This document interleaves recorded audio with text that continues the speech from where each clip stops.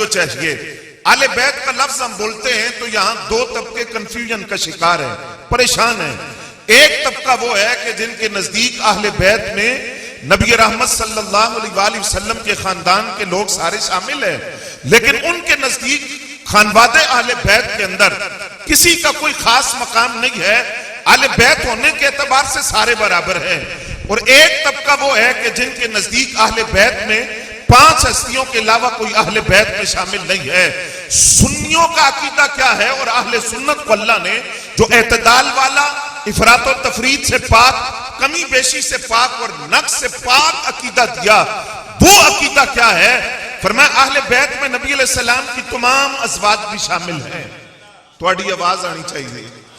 हजरत खतीजतुल कुबरा भी अहले बैत में शामिल है, हजरत सौदा भी अहले बैत में शामिल है, हजरत सैयदा आयशा सिद्दीका अहले बैत में शामिल है, हजरत हफ्सा बिन्ते उमर रज़ियल्लाहु तआला अन्हा अहले बैत में शामिल है, हजरत मैमुना, हजरत जुवैरिया, हजरत उम्मे सलमा और हजरत सफिया, हजरत ज़ैनब बिन्ते हुज़ैमा, हजरत ज़ैनब बिन्ते जहश और हजरत उम्मे सलमा, हजरत उम्मे हबीबा रज़ियल्लाहु तआला अन्हुन्ना, ये तमाम अज़वाज अहले बैत में शामिल है। हुजूर की सारी शहजादियां, 4 शहजादियां हैं सरकार की और वो कुरान बता रहा है।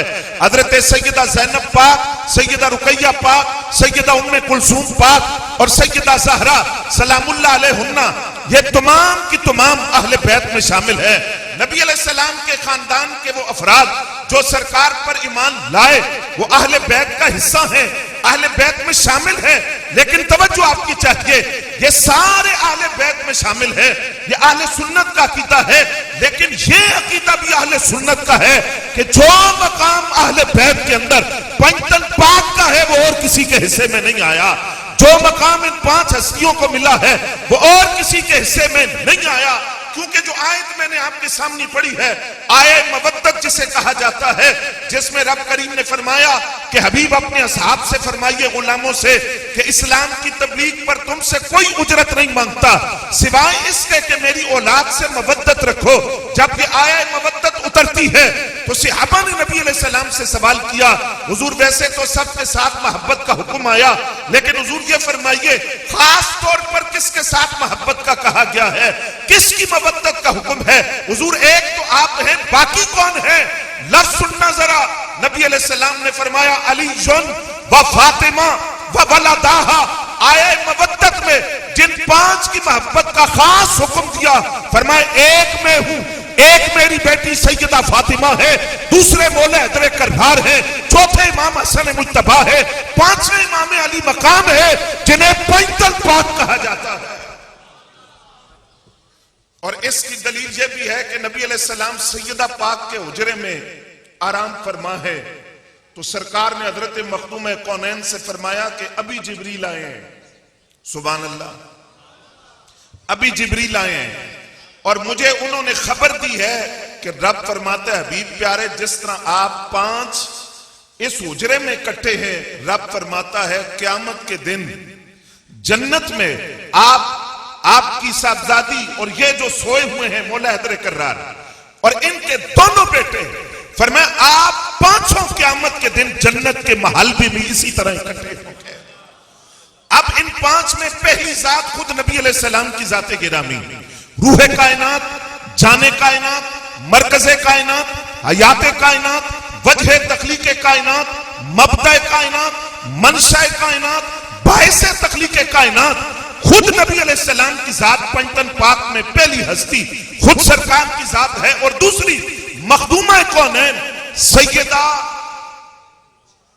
बोल लो अगर पाबंदी नहीं है यहां, सैयदा तैयबा ताहिरा जाहिदा आबिदा साजिदा कानिता शाफिया मुकद्दसा मुअत्तरा मुतहरा मुनव्वरा अफीफा जिगर गोशे मुस्तफा हजरत सैयदा ज़हरा सलामुल्लाह अलैहा, जिनके लिए नबी अलैहिस्सलाम ने फरमाया फातिमा तुम बदा तुम मिन्नी, फातिमा मेरे जिगर का टुकड़ा है।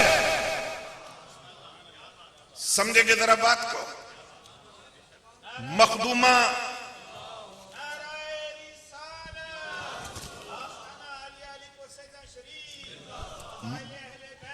मखदूमा कौनैन मेरे जिगर का टुकड़ा है। गल तुसा समझनी है तो और आसान कर दा। एक सहाबी नबी अलैहिस्सलाम को चादर का तोहफा देते हैं। सरकार ने वो चादर वसूल फरमाई और नबी अलैहिस्सलाम की आदत करीमा थी कि आप तोहफा इस्तेमाल जरूर करते थे। तो चादर उसी वक्त नबी अलैहिस्सलाम पहनकर सहाबा के सामने आए। सहाबा कहते हैं चादर वैसे भी सोहनी सी ते सरकार दे वजूद ते आई तो और सोहनी हो गई। तो उसी वक्त एक सहाबी ने कहा हुजूर ये चादर मुझे नहीं देते। सरकार ने चादर उतार कर उस सहाबी को दे दी। बाकी सहाबा ने कहा ठहर जाते, अभी तो सरकार ने पहनी थी। तो अभी आपने सरकार से सवाल किया, आप जानते हैं हुजूर इनकार नहीं फरमाते। तो उस सहाबी ने कहा कि मैंने गर्मी सर्दी से बचने के लिए नहीं मांगी, इसलिए मांगी कि ये रसूलुल्लाह के वजूद अक़दस से मस हुई है, इस पर जहन्नम की आग हराम हो गई। मैं अपनी औलाद को वसीयत करूंगा कि मुझे इस चादर में कफन दिया जाए। अब आपसे सवाल करना चाहता हूं, जिन सहाबा का अकीदा ये हो कपड़े का टुकड़ा अगर ज़ाते मुस्तफा से मस हो जाए तो वो तबर्रुक बन जाता है, तो सैयदा ज़हरा जो जिगर का टुकड़ा है उनकी बरकतों का आलम क्या होगा। और बात को आसान करूं तो तमाम मुहद्दिसीन के इस बात पर इत्तिफाक है, किसी का इख्तिलाफ नहीं है।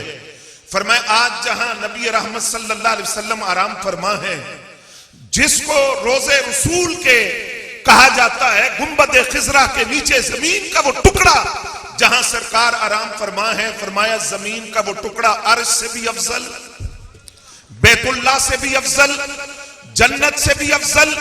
फरमाया उस जमीन के उस टुकड़े की फजीलत की वजह क्या है, वहां सरकार आराम फरमा है।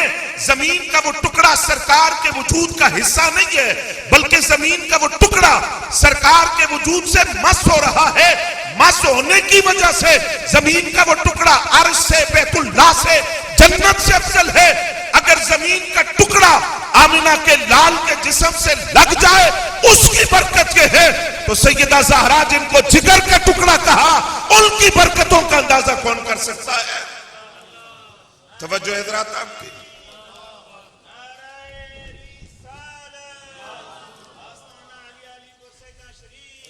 नबी अलैहिस्सलाम फरमाते हैं आदमीयत की सूरत में जन्नत की हूर देखनी हो, सुभान अल्लाह, आदमीयत की शक्ल में जन्नत की हूर देखनी हो, तो फरमाया मेरी बेटी सैयदा ज़हरा सलामुल्लाह अलैहा को देखो। उन तुहाडा ज़ौक अल्लाह करे बन जाए तो तुसी गल समझो। फरमाया कि सैयदा ज़हरा इतनी पाकीज़ा है, इतनी पाकीज़ा है कि फरमाया ख़वातीन महीने के दौरान जब बच्चे की पैदाइश के बाद जिन मामलात को देखती हैं, अल्लाह ने सैयदा को इन अवारिस से भी दूर रखा है। ये मामला भी सैयदा पाक के साथ नहीं है। फरमाया इसलिए कि आदमियत के रूप में जन्नत की पाकीज़ा हूर देखनी हो तो उसे मखदूमा कौनैन सैयदा ज़हरा कहा जाता है। और वो ऐसी लजपाल हैं, तवज्जो तुहाडी चाहिए। एक डिप्टी कमिश्नर गुजरे हैं, दानिश्वर भी थे, कुदरतुल्लाह शहाब उनका नाम है, किताबें भी लिखी हैं, शहाबनामा उनकी किताब है। वो कुदरतुल्लाह शहाब कहते मैं किसी देहात में गया, जुम्मा पढ़ा, मौलाना साहब ने बयान किया कि सहाबा ने जब सरकार से कोई दरख्वास्त करनी होती थी ना तो मखदूमा कौनैन से अर्ज करते थे, और सरकार चूंकि मखदूमा की बात टालते नहीं थे तो जो बात करनी होती मखदूमा कौनैन से अर्ज करते कि आप नबी अलैहिस्सलाम से कहे। तो मौलाना ने बयान किया कि आज भी किसी को कोई हाजत हो तो वो सैयदा का वसीला पकड़े, मखदूमा कौनैन का वसीला पकड़े। मौलाना कहते हैं मैंने बात सुन ली, देहाती आदमी थे, तो बात सुनकर मैं वापस आ गया। मुझे एक मसला पेश आ गया कि मैं ओवैसी सिलसिले में बैत करना चाहता था। लोगों ने कहा ये हजरत ओवैसी करनी का जो सिलसिला है ये तो सरकार तक पहुंचता नहीं है, सिलसिला मुत्तसिल होना चाहिए ना, उसका इत्तिसाल होना चाहिए। जिस तरह सिलसिला नक्शबंदिया ये हजरत सिद्दीक़ अकबर रज़ियल्लाहु तआला अन्हु के जरिए सरकार तक पहुंचता है। तवज्जो है आपकी। आप कहते मुझे ये मसला था कि बैत करनी है, लोग कह रहे ये सिलसिला सरकार तक नहीं पहुंचता, तो कहते मैंने 2 रकत नफल पढ़े, नफल पढ़कर कहा ए मखदूमा कौनैन सैयदा कायनात आपकी बारगाह में अर्ज करता हूं, आप अपने बाबा से पूछें कि वैसी सिलसिला सरकार तक पहुंचता है या नहीं। हजरत सैयदा की बारगाह में दरख्वास्त पेश करके कुदरतुल्लाह शहाब कहते मैं कल भूल गया, बात भूल गया, मैंने की भी किसी से नहीं। कुछ अरसे बाद जर्मनी से मेरी भाभी का फोन आया जो नई नई मुसलमान हुई थी। उन्होंने मुझसे कहा, कुदरतुल्लाह, तुमने सैयदा पाक की बारगाह में कोई दरख्वास्त पेश की थी? बोलो ना सुभान अल्लाह, कैसे लजपाल हैं। कोई दरख्वास्त पेश की थी? कहा, मैंने कहा आपको कैसे पता? कहा, मखदूम कौनैन मेरी ख्वाब में आई है और मखदूम कौनैन ने मुझे हुक्म फरमाया कि अपने भाई से कहो कि मैंने अपने बाबा जान से उनका सवाल पूछ लिया है, वो सिलसिला उवैसिया में आंख बंद करके बैठ कर ले, ये सिलसिला सरकार तक पहुंचता है। फरमाया वो ऐसे लजपाल हैं, जमीन के ऊपर थी तब भी कर्म करते थे, जमीन के अंदर है तब भी कर्म कर रहे हैं। तवज्जो है हज़रात। जब सरकार का विसाल हुआ तो इस विसाल के 6 माह बाद सैयदा पाक का विसाल हुआ है। कितने अरसे बाद? सारे बोलो ना, 6 माह बाद। इस 6 माह के अरसे में जो सैयदा ज़ाहिरी तौर पर हयात रही, कभी आपको मुस्कुराते हुए नहीं देखा गया। उसकी एक वजह तो यह थी कि सरकार ने खुद उनसे फरमाया कि मेरे खानदान में मेरे बाद सबसे पहले आपका विसाल होगा।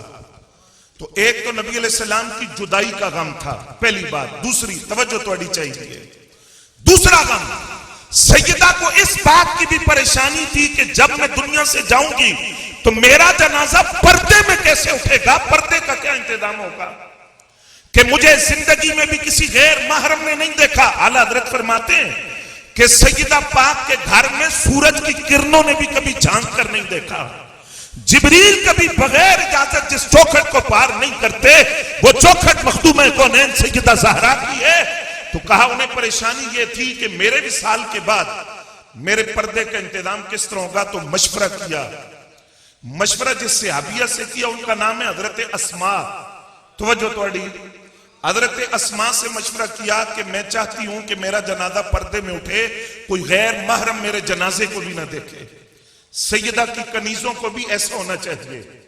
तो अब जिनसे मशवरा किया हजरत अस्मा, पता है वो कौन है?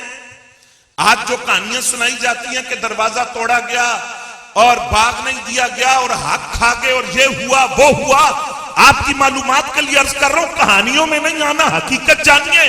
हजरत अस्मा जिनसे हजरत सैयदा ज़हरा मशवरा कर रही हैं, और यही हजरत अस्मा सैयदा ज़हरा को गुस्ल देने वालों में शामिल है। ये हजरत अस्मा बीवी है हजरत सिद्दीक़ अकबर रज़ियल्लाहु तआला अन्हु की। तो ये कैसे हो सकता है कि शोर से नाराजगी हो और बीवी से रजा है? इससे भी आगे जब सैयदा पाक का विसाल होता है तो मौला अली से हजरत सिद्दीक़ अकबर रज़ियल्लाहु तआला अन्हु ने कहा, आपकी अहलिया है, आप जनाजा पढ़ाएं। उन्होंने कहा, मैं जनाजा जरूर पढ़ाता अगर मैंने नबी अलैहिस्सलाम के ये लफ्ज अपने कानों से न सुने होते। सरकार ने फरमाया, जिस कौम में अबू बकर मौजूद हो उस कौम में किसी को हक नहीं पहुंचता, वो आगे बढ़कर मुसल्ला इमामत पर खड़ा हो, अगरचे अलिया मेरी है, जनाजा सिद्दीक़ अकबर पढ़ाएंगे। और फिर हज़रात गिरामी कदर, पंचतन पाक में तीसरी हस्ती है मौला हैदर कर्रार। नाम सुनकर ही बिजलियां दौड़नी चाहिए। बंदा सुन्नी हो और मौला अली का नाम सुनकर मचले ना, उसकी तबीयत में बशाशत ना आए, चेहरे पर शादाबी ना आए, फिर वो सुन्नी नहीं है, मुनाफिक है। क्योंकि सुन्नी वो है जो मौला अली का जिक्र सुनकर मचल जाए। मौला अली जुल मुर्तजा जिनके बारे में फरमाया, मैं इल्म का शहर हूं, अली उसका दरवाजा है। मैं हिकमत का घर हूं, अली उसका दरवाजा है। हिकमत के 10 हिस्सों में से 9 अकेले मौला अली जुल मुर्तजा को दिए गए, एक बाकी मखलूक में तकसीम किया गया। फरमाया, जो बाकी मखलूक में तकसीम हुआ उसमें भी मौला हैदर कर्रार शामिल है। और मैं आपकी तवज्जो चाहते हुए अर्ज करूंगा, साहब तशरीफ फरमा है, सिलसिला नक्शबंदिया की चारों सिलसिलों में से ये इनफिरादियत है, यानी ये खुसूसियत सिर्फ सिलसिला नक्शबंदिया में है। इसमें सिद्दीक़ अकबर का फैजान भी है और मौला हैदर कर्रार का फैजान भी है। क्योंकि हजरत सिद्दीक़ अकबर पाक जो सालार है सिलसिला नक्शबंदिया के, उनके हाथ में हाथ है हजरत सलमान फारसी का, और सलमान फारसी रज़ियल्लाहु तआला अन्हु के हाथ में हाथ है हजरत कासिम बिन मोहम्मद बिन अबी बकर का, और हजरत कासिम बिन मोहम्मद बिन अबी बकर के हाथ में हाथ है इमाम जाफर सादिक रज़ियल्लाहु तआला अन्हु का। तो सिलसिला नक्शबंदिया की इनफिरादियत है, इसमें फैज सिद्दीक़ अकबर का भी है और मौला हैदर कर्रार। क्योंकि खुद इमाम जाफर सादिक फरमाते हैं वलदनी अबू बकर मर्रतैन, मैं सिद्दीक अकबर का दोहरा बेटा हूं। कहा कि हजरत सिद्दीक अकबर रज़ी अल्लाह तआला अन्हु का मैं नवासा हूं तो मौला अली का पोता हूं।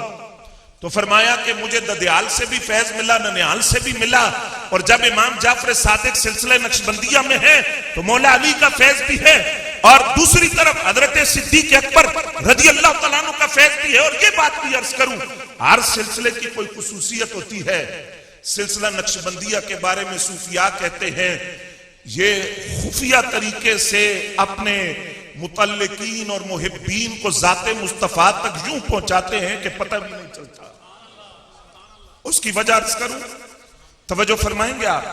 फरमाया तरीकत की बुनियादी वजह यह होती है कि नबी अलैहिस्सलाम की जात का कुर्ब मिले और सरकार के जरिए कुर्ब इलाही की मंजिल मिले। और कुर्ब मुस्तफा के लिए किसी वसीले की जरूरत है। वसीला जितना तगड़ा होगा सरकार का कुर्ब इतनी जल्दी मिलेगा। फरमाया सिलसिला नक्शबंदिया की खुसूसियत है, इसमें आमिना के लाल तक पहुंचने का जो वसीला है वो अफजलुल बशर बादल अंबिया हज़रत सिद्दीक अकबर रज़ियल्लाहु तआला अन्हु है। दाता साहब ने कहा कि सूफियों का सबसे बड़ा इमाम हज़रत सिद्दीक अकबर रज़ियल्लाहु तआला अन्हु। फरमाया वो सूफी जिसका दिल गैर से पाक हो और दुनिया से खाली हो, उसको ये जानना चाहिए कि उस सूफी का इमाम हजरत सिद्दीक अकबर हैं। तो सिलसिला नक्शबंदिया की इंफिरादियत, इसमें हजरत सिद्दीक अकबर भी है, मौला अली भी है। तवज्जो आपकी चाहिए। और मौला अली जुल मुर्तजा के बारे में फरमाया कि इनको जाहिर का इल्म भी है और बातिन का इल्म भी। और मौला अली जुल मुर्तजा के सारे फजाइल एक तरफ, ये एक फजीलत एक तरफ कि गदीर खुम के मकाम पर जगह साफ की गई, हुजूर जलवा फरमा हुए दरख्त के नीचे, जोर का वक्त हुआ, जोर की नमाज नबी अकरम सल्लल्लाहु अलैहि वसल्लम ने पढ़ाने के बाद सहाबा से फरमाया क्या मैं तुम्हारी जानों से ज्यादा तुम्हारे करीब नहीं हूं? अर्ज किया हुजूर बिल्कुल। दोबारा हुजूर ने यही फरमाया, तीसरी मरतबा फिर यही फरमाया। फरमाया क्या मैं तुम्हारी जानों से ज्यादा तुम्हारे करीब नहीं हूं? अर्ज किया हुजूर ऐसा ही है। उसके बाद सरकार ने मौला अली का हाथ पकड़ा, हाथ पकड़कर फरमाया मन कुंतु मौला हो फहाज़ा अली मौला हो। फरमाया जिसका मैं मौला उसके सारे बोलो ना, उसके अली मौला। और सहाबाए किराम ने रसूलुल्लाह सल्लल्लाहु अलैहि वसल्लम के इस फरमान का कैसा पास रखा। मस्जिद नबी है, हजरत उमर पाक बैठे हैं, एक आदमी फैसला करवाने के लिए आया, उसने कहा उमर आप फैसला करें। फरमाया अली मौजूद हो तो उमर फैसला। उसने कहा आजा यकदी बैनना, मैं तुहानू कह रहा तुसी फैसला करो, तुसी कहंदे हो अली फैसला करेंगे। अली कौन होते फैसला करने वाले? मैं आपसे कह रहा हूं आप कोई बात करे मौला अली को करे, हजरत उमर पाक के सामने तो जाए किधर? आपने उसे गुद्दी से पकड़ा, गुद्दी से पकड़कर फरमाया सुन तू जानते अली कौन है? ए लफ्ज सुनियो, सुनना ये अहले सुन्नत का अकीदा है। और मौलाई इसे कहते हैं, मौलाई वो नहीं जो सहाबा पे तबर्रा करके मौला अली की शान बयान करे। मौलाई वो है जो सारे सहाबा का अदब सीने में पाल कर अजमत अली जुल मुर्तजा का जिक्र करे, उसे मौलाई कहा जाता है। आपने फरमाया तू पूछ रहा है कि ये कौन है? फरमाया हाज़ा मौलाया। हजरत उमर कहते हैं हाज़ा मौलाया, ये मेरे भी मौला हैं। वह मौला कुल्ल मोमिनिन, और हर मोमिन के मौला हैं। वमन लम यकुन मौलाहु फलैसा बिमुमिनिन। फरमाया जो मौला अली को मौला ना माने उसके ईमान का एतबार नहीं है। यानी मोमिन वो है जो मौला अली को मौला मानेगा।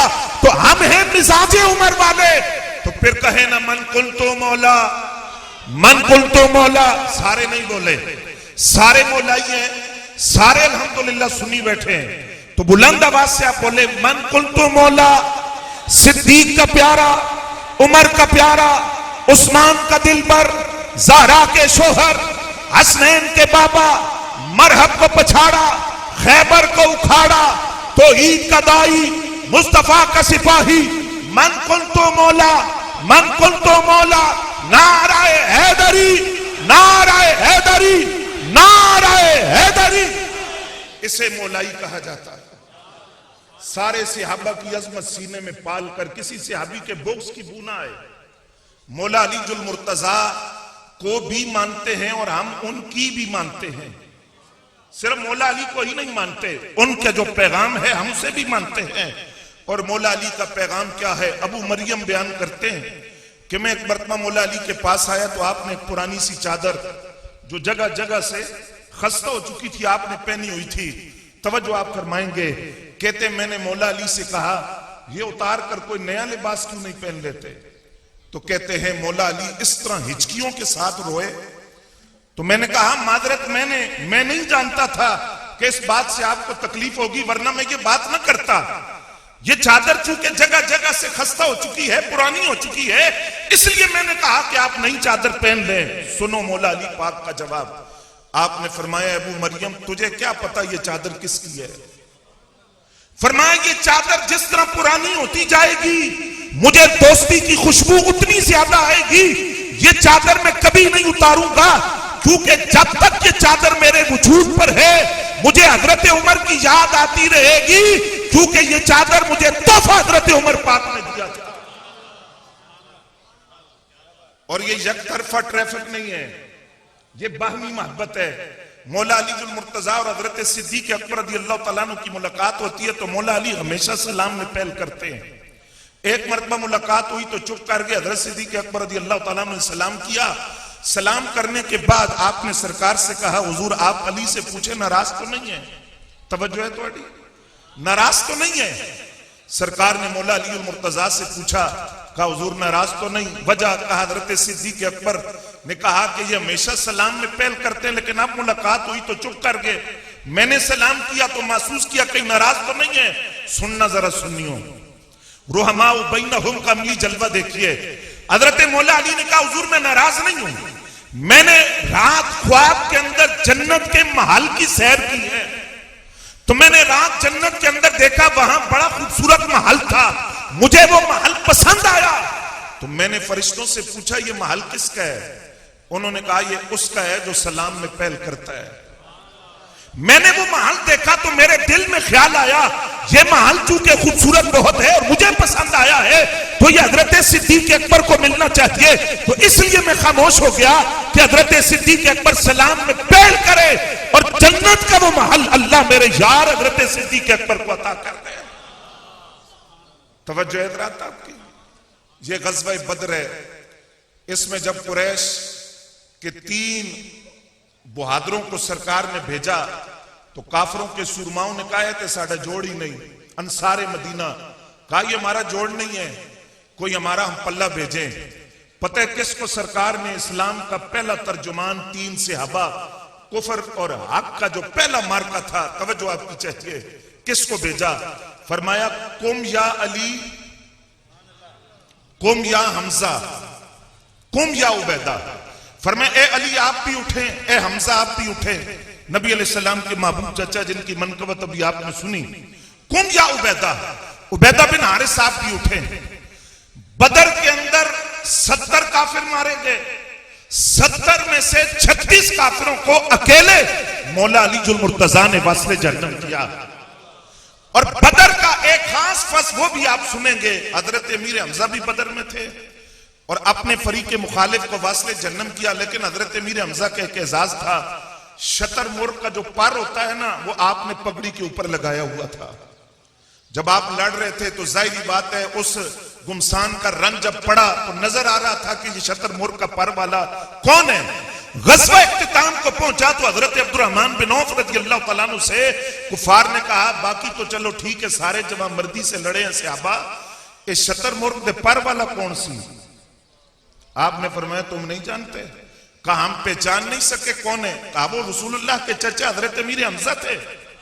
अब लफ्ज सुने काफिरों के, उन्होंने कहा अल्लाह की कसम हर सहाबी लड़ा है लेकिन वो जिसके सर पे शतरमुर्ग का पर था उसने तो हमारा सत्यानाश करके छोड़ दिया है, तहस नहस कर दिया है। वो इतनी जवां मर्दी से लड़ा है जिसे हजरत अमीर हमजा रज़ियल्लाहु तआला अन्हु कहा जाता है। और फिर हज़रात गिरामी कदर, इसके बाद जिस वक्त खैबर का मार्ग आता है और मरहम मौला अली के सामने आया, उसने बड़ा लंबा रिज्ज पढ़कर अपनी तारीफ की, अपनी शान बयान की और आखिरी जुमले उसने ये बोला कि मैं मरहब हूं। तो हजरत मौला हैदर कर्रार ने कोई अपना लंबा तारुफ नहीं करवाया, आपने सिर्फ इतना कहा कि तू मरहब है, अनल्लज़ी सम्मतनी उम्मी हैदरा, अगर तू मरहब है तो मेरी मां ने मेरा नाम हैदर रखा है। अब यहां मुहद्दिसीन कहते हैं कि चूंकि मरहब ने एक रात पहले ख्वाब देखा था कि शेर उसे चीर फाड़ कर टुकड़े टुकड़े कर रहा है। अब जब आपने फरमाया कि मेरा नाम हैदर है और हैदर शेर को कहते हैं, तो वो कांपने लग गया कि भाई मैंने तो ख्वाब भी देखा है, शेर ने मुझे चीर फाड़ कर टुकड़े टुकड़े किया और इनका नाम भी हैदर है, कहीं ख्वाब पूरा तो नहीं होने लगा। अब हैदर, और हैदर चूंकि हर शेर को कहते नहीं, शेर अपनी कछार में हो तो असद कहलाता है और कछार से बाहर निकले तो जिरगाम कहलाता है, चहलकदमी करे तो सैगम कहलाता है, दुश्मन पर शेर नजर डाले तो गजनफर कहलाता है, शेर अपने दुश्मन को दबोच ले उस शेर को बास कहते हैं, और जो शेर अपने दुश्मन को सांस न लेने दे उस शेर को हमजा कहा जाता है, और जो शेर अपने दुश्मन पर पलट पलट कर हमला करे और उसे दो टुकड़े कर दे उसे हैदर करार कहा जाता है। फरमाया नल्लज़ी सम्मतनी उम्मी हैदरा, मेरी मां ने मेरा नाम हैदर रखा है। मरहब को दो टुकड़े किया हजरत मौला कायनात अलीजुल मुर्तजा शेर खुदा रज़ी अल्लाह तआला अन्हु ने। फिर हजरत गिरामी कदर मौला कायनात अलीजुल मुर्तजा शेर खुदा रज़ी अल्लाह तआला अन्हु बदर के अंदर और हजरत अमीर हमजा रज़ी अल्लाह तआला अन्हु, हजरत अमीर हमजा वो हैं तो तवज्जो कोई नहीं फरमाई, अल्लाह तो अन्हु मदीने ले जाए और आप सैयद शुहदा की बारगाह में जाएं तो आप उस रूहानियत को महसूस करें, उस रूहानियत को महसूस करें जो नबी अलैहिस्सलाम ने बयान की। फरमाया खैरु आमामी, हुजूर ने फरमाया चचा तो और भी है मेरे, लेकिन मेरा जो महबूब चचा है वो हजरत अमीर हमजा रज़ी अल्लाह तआला अन्हु है।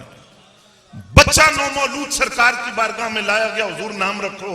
सरकार ने फरमाया मुझे तो हमजा नाम से बड़ी मोहब्बत है, मैं तो हमजा नाम रखूंगा।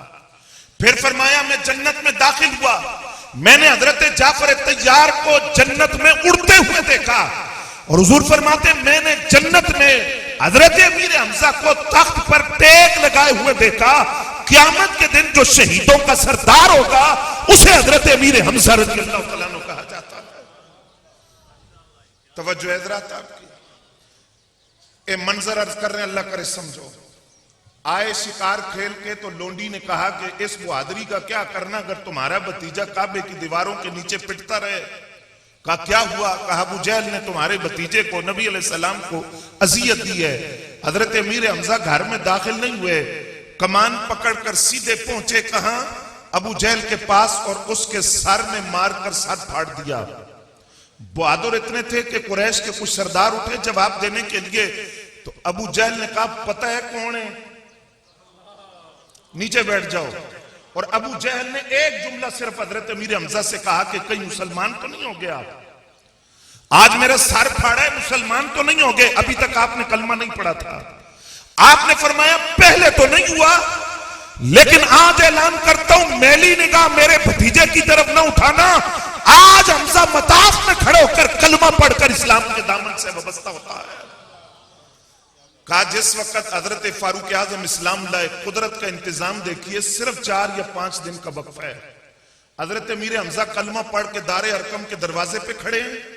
हजरत उमर पाक कलमा पढ़ने के लिए आए तो हजरत अमीर हमजा ने आवाज देकर कहा उमर अगर नेक इरादे से आए हो तो आ जाओ, अगर कोई इरादा अच्छा नहीं है तो याद रखो हमजा ने कलमा पढ़ लिया है। सरकार ने फरमाया चचा उमर को आने दो, उमर आप नहीं आया, मुस्तफा दी दुआवा का जवाब बन के आया है। रब ने मेरी दुआओं को कबूल कर लिया। हजरत उमर कलमा पढ़ने आए हैं, अब आपकी तवज्जो चाहिए।